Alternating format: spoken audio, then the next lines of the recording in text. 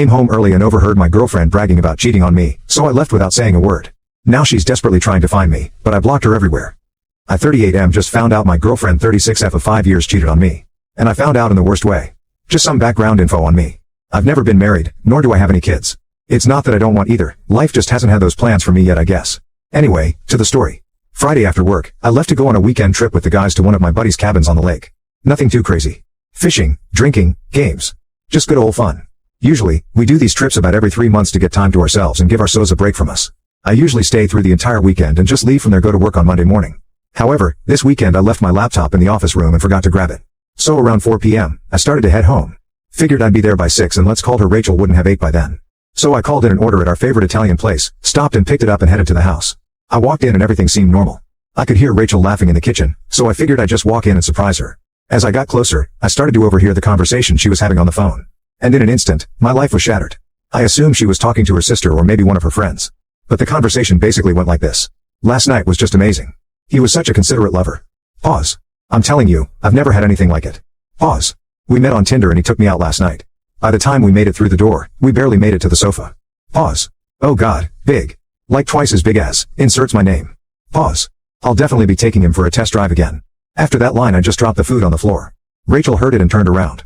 By that time I already had tears welling up in my eyes. She hung up the phone and tried to get to me but I just pushed her off, went up to the office, grabbed my laptop and left. Rachel has been hysterically texting and calling the past 4 days and I haven't answered one. I'm staying at a motel a couple towns over, so I doubt she will be able to find me. My buddies and mom have called as Rachel has frantically been trying to locate me, but I've assured everyone I'm okay and there is nothing to worry about. My life has been ruined by a stupid phone call. I really thought this was the girl I was going to spend the rest of my life with. I'm an only child and my mom keeps reminding me she wants grandkids. I had planned on proposing this year on the 4th of July, as it would be our 6-year anniversary. I've already got the ring and my buddy and his wife already know about the plan, as they are the ones who set us up and hosted the 4th cookouts. Any advice from you on here would be appreciated. This is the first time I've dealt with infidelity in any relationship. I'm really just broken at the point. Do I contact Rachel? Should I hear her out? After that phone call, the thought of her just makes me sick to my stomach. TF for anyone who reaches out. Comments. Traditional band 723. She was bragging about cheating on you. You will never forget what you heard. Time to move on. Boston Dana 2. To add to this, she showed you who she is. Be glad you learned now and not after being married for many years. Bushy Boy 1973. You have already heard everything from her you need. Don't look back. Best case scenario, arrange for your friends to collect your things and never speak to her again. The only closure to be had in this is from her side. Never give her a chance to apologize. Don't talk to her friends or if your mutuals try to give you a message from her, ghost them too. Make a post to social media explaining what happened. Tag her. My name is not Chuck 509. Yes, do this. Since you're a nice guy who probably can't imagine doing this to her, you will want to try and understand and fix things. You'll try to be a pick-me. Make it loud in public so you can't go back. You dodged a bullet. Trust me. I found out this past year that half my life is a lie after 27 years together with 3 kids. And my WW cheated on me multiple times over those years. I had an opportunity to leave her the first year we dated when I found out she probably cheated on me. But I tried to understand and fix things. Don't be me. Update 1. Hello everyone. First off, I would like to thank everyone for their kind words. I have had a very stressful week and while I did not feel up to replying to anyone's posts, I want you all to know that I read them and your words helps me through the week.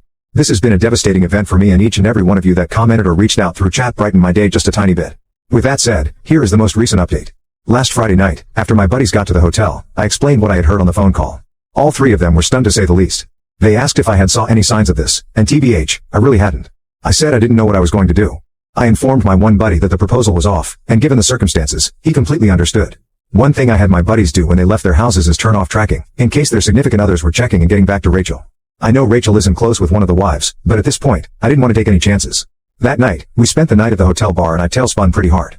Shot after shot after shot. It wasn't pretty. My buddies were getting calls all night from the SOs asking where they were, and to their credit, they stood their ground and backed me up, just saying that we were safe and not to worry.